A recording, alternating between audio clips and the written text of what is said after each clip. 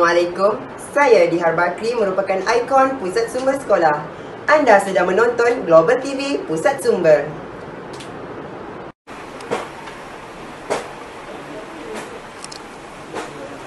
Assalamualaikum dan selamat tengah hari kepada semua warga sekolah SMK Datuk Muhammad Said Nilai. Kita amat bertuah kerana pada hari ini Cikgu Mani Maran, anak lelaki Govind Daraj, sanggup berkongsi ilmu kepada kita semua dalam program lisensi buku guru. Okay. Jadi tanpa membuang masa, saya memperkenalkan Cikgu Mani Maran. Okay. Jadi pada hari ini Cikgu Mani Maran akan memperkenalkan sebuah buku yang bertajuk Tirukural.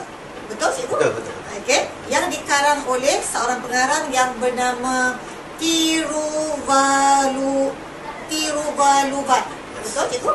Okey. Jadi saya terus kepada soalan, apa yang Cikgu nak kongsikan berkaitan dengan buku tersebut?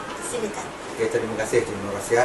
Sebenarnya buku ni sudah lama saya baca, sejak saya di bangku sekolah lah.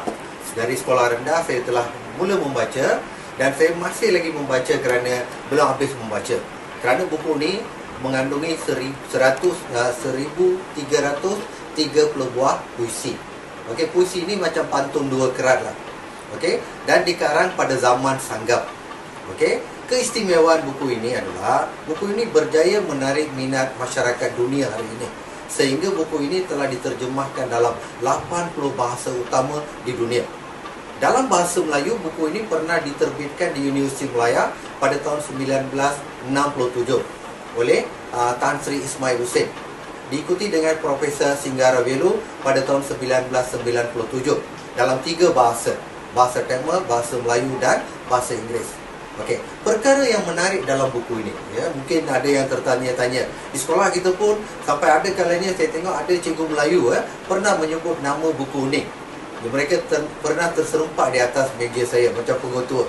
Puan pengetua sendiri pernah berkata, dia pernah dengar nama buku Tirukural. Cikgu Hamimah pernah memberitahu saya, mereka pun pernah dengar nama buku Tirukural ni. Okey, sebenarnya buku Tirukural ni dihasilkan oleh Tiruvalluvar. Okey, lebih kurang 2500 tahun terdahulu. Jadi ini adalah satu bentuk pengajaran kepada masyarakat dunia. Bukan semata-mata kepada masyarakat India saja. Sebenarnya karya ini dikatakan karya universal. Sebab aspek-aspek yang ditekankan, aspek-aspek kemanusiaan dalam buku ini adalah untuk warga sejagat. Maksudnya satu rakyat dunia ini dapat membaca dan menikmati isi kandungan yang terdapat dalam puisi-puisi ini. Okey, mungkin ada yang beranggapan bahawa ini adalah kitab kesucian masyarakat India ataupun kitab keagamaan. Sebenarnya itu adalah perkara-perkara yang tak relevan. Sebenarnya ini adalah unsur-unsur pengajaran. Jadi dalam mengajar manusia, kita tahu setiap zaman ni manusia mengalami keruntuhan. Keruntuhan akhlak dan moral. Okey, jadi keruntuhan akhlak dan moral ni bukan pada dewasa ini saja. Sejak zaman sejarah kita telah pun melihat keruntuhan empire, keruntuhan kerajaan. Okey, kejatuhan sesebuah kerajaan dikaitkan dengan pemimpin yang tidak bertanggungjawab, yang dipengaruhi dengan pelbagai perkara-perkara yang negatif. Bagi Tiruvalluvar melihat manusia ini perlu berubah. Okey, ada 3 perkara yang ditekankan oleh Tiruvalluvar dalam Tirukuralnya. Iaitu bahagian yang pertama adalah berkenaan dengan hukum dharma, iaitu kita harus memberikan apa yang kita mampu kepada orang lain, konsep dharma. Perkara yang kedua adalah berkaitan dengan kebendaan. Dan perkara yang ketiga adalah berkenaan dengan kenikmatan. Okey, jadi bahagian kenikmatan ini terbagi kepada 2. Satu adalah kenikmatan di duniawi dan satu lagi di akhirat. Okey, jadi apabila saya mendalami Tirukural ini, ada banyak perkara yang saya dapat hayati dan dapat saya gunakan sewaktu dalam pengajaran saya di dalam bilik darjah, terutamanya dalam waktu bahasa Melayu dan juga waktu pendidikan moral. Okey, mungkin ada lagi perkara yang Cikgu Nur Rahsia nak tahu tentang Tirukural ni. Sebenarnya saya tertanya-tanya, saya tertarik dengan apa yang Cikgu Maran sampaikan tadi. Apa maksudnya banyak mesej-mesej baik yang nak disampaikan oleh pengarang. Dan bagi saya buku ni banyak memberi pengajaran kepada pembaca. Jadi bagaimana cara kita nak dapatkan buku ni? Okey. Tentang perkara yang cikgu nyatakan tadi, pengajaran tentang pengajaran, perkara pertama dalam kehidupan kita di negara ini, sebagai rakyat negara ini, kita menghayati rukun negara kita. Okey, prinsip pertama rukun negara adalah kepercayaan kepada Tuhan. Bagi Tiruwalluwar, dalam bab ini, bab pertama, Tiruwalluwar meletakkan kepercayaan kepada Tuhan dalam 10 buah puisi. Jadi Tuhan yang dinyatakan di sini adalah universal. Tidak ada Tuhan daripada mana-mana agama digambarkan dalam puisi ini. Jadi sebagai contoh, satu puisi yang dapat saya dapat berkongsi bersama dengan saudara pembaca dan juga penonton kita lah. Itu apabila kita katakan huruf A. Okey, daripada 26 huruf itu, huruf A merupakan huruf yang mendahului segala huruf bunyi dalam bahasa itu. Maksudnya buku ni dalam bentuk puisi. Yes, bentuk puisi. Jadi bentuk puisi, jadi bila kita menyatakan tentang terjemahkannya, kita ada banyak buku-buku yang memberikan huraian. Okey, untuk puisi-puisi ini. Jadi kita boleh cari dalam pasaran lah, dalam kedai-kedai tempatan, ataupun kalau pergi ke luar negara pun, so banyak.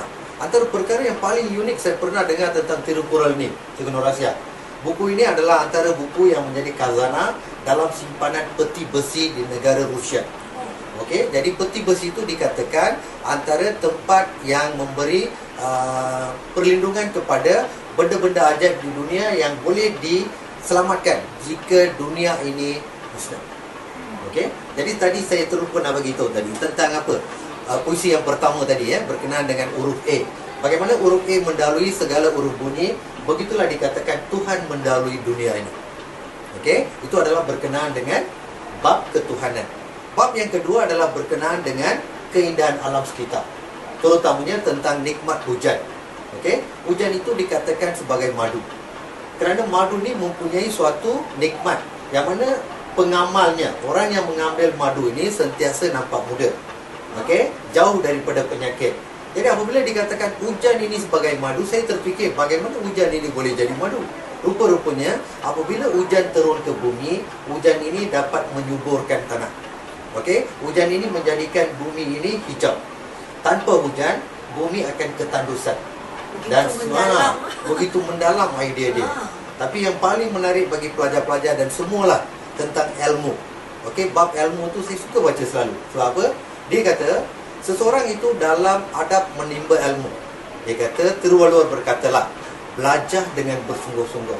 Bermaksud pastikan tidak ada cacat cela dalam mengkaji sesuatu bidang. Sebagai pelajar, pastikan apabila kita katakan pelajar itu kena belajar dengan bersungguh-sungguh, maksudnya dia kena pastikan tidak ada cacat cela dia dalam belajar. Maksudnya dia tak ponteng, dia tidak melakukan perkara-perkara yang negatif, dia tidak bermain-main di dalam kelas, dia tidak menganggap guru dia sebagai perkara yang tidak boleh dihormati dan sebagainya. Okey, baca atau belajar dengan bersungguh-sungguh. Okey, kemudian mereka akan berjaya. Okey, bagi Tiruwalluwar lah, orang yang berilmu dikatakan mempunyai mata, yang lain berkudis di kepala. Itu adalah antara terjemahan puisi dia lah. Okey, itu yang paling menarik. Kata apabila kita kata orang yang berilmu itu mempunyai mata, maksudnya orang yang berilmu saja dapat membezakan perkara baik dengan perkara buruk. Manakala orang yang tidak berilmu sentiasa melibatkan diri dalam perkara-perkara yang negatif dan mencari kehancuran diri mereka. Begitu banyak mesej yang nak disampaikan dalam buku ni. Ya, Cikgu Nur Rahsia. Jadi kalau cikgu katakan tadi ada banyak terjemahan daripada buku ni. Maksudnya kalau kita nak dapatkan buku mungkin ada terjemahan dalam bahasa Melayu. Di mana kita Dewan Bahasa dan Pustaka ada menyediakan. Dan ataupun kalau nak pinjam daripada saya pun ada satu buku lah, terjemahan dalam bahasa Melayu, bahasa Inggris. Tajuk masih mengekalkan tajuk Tirukural. Tirukural Kural bermaksudnya baris puisi yang pendek. Baris puisi yang pendek, yang mana ada 7 suku kata. Baris pertama ada 4 suku kata, dan baris kedua ada 3 suku kata. Itu adalah bentuk dia lah, macam pantun doktorat. Terima kasihlah Cikgu Banimaran kerana banyak yang Cikgu Banimaran sampaikan di sini. Jadi bagi saya kalau para pelajar, guru-guru berminat nak mendapatkan bahan bacaan ini, sama ada dalam bahasa Tamil ataupun bahasa Melayu dan sebagainya, bolehlah dapatkan di pasaran ataupun di kedai-kedai buku ada dijual. Sekian saja kita program diskusi buku pada hari ini. Sekian, terima kasih. Sekian, terima kasih.